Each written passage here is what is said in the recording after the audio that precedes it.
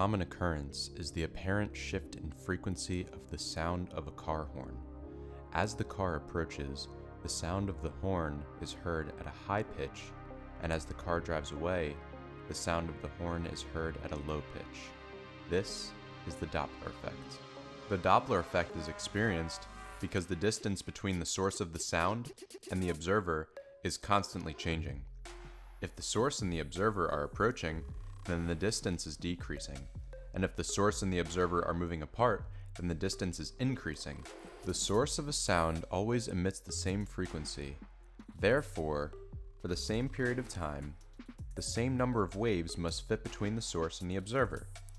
If the distance is large, then the waves can be spread apart. But if the distance is small, the waves must be compressed into smaller distances. Consequently, if the source is moving towards the observer perceives the sound waves reaching him or her at a more consistent rate or a high pitch. And if the source is moving away from the observer perceives the sound waves reaching him or her at a less frequent rate, or a lower pitch. It is important to remember that this effect does not result because of an actual change in the frequency of the source, which is commonly mistaken. The source distributes the same frequency. The observer only perceives a different frequency because of the relative motion between them.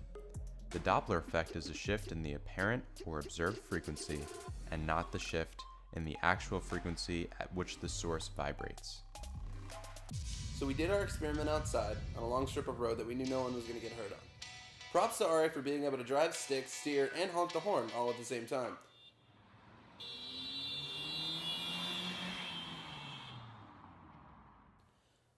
Now as the car got closer, the wavelength got shorter because the waves were going faster and faster. So the wavelength being shorter means a higher frequency, which is going to result in a higher pitch. Now, as he drove past me, when he was about even with me, his horn sounded the same way it would have if the car was parked. And as he drove away, he increased the distance, which makes the wavelengths get longer and longer, which appears to be a lower frequency. So it makes it sound like it got lower. We also did the experiment on a longboard to show you how speed changes the results. The slower you're going, the less drastic the change on the waves is. So the waves aren't going to get as compacted as you're getting closer to it, and they're not going to spread out as much the farther away you get.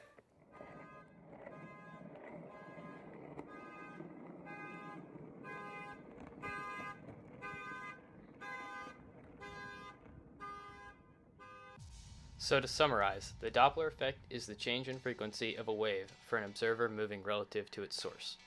We believe this to be important for our degree programs for a few simple reasons. In live productions, the audio source can be moved, such as on a stage or in a theme park ride, to produce unique and interesting sounds.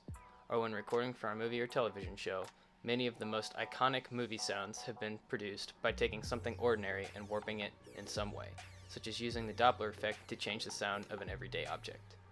Even in a basic studio environment, the Doppler effect could come into play by moving a microphone's position relative to an instrument to obtain a different sound than would normally be produced. We're Team Mint. You stay classy, physics class.